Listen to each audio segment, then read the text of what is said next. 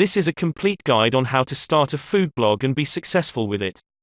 If you have a passion for writing and blogging about food, you should definitely start a food blog and make money at the same time.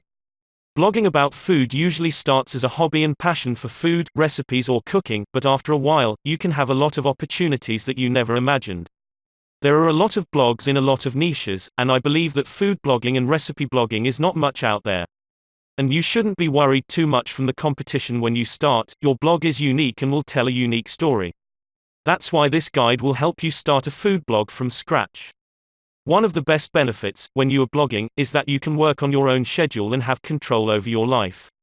And there are plenty of topics for you to write about. People need to read tutorials or how-tos to help them make the perfect brownies or cook something delicious. Firstly, starting a food blog is much easier than most people think.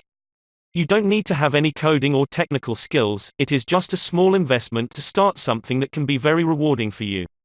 Even if you are someone that doesn't have much experience building a website, you're gonna learn new things today.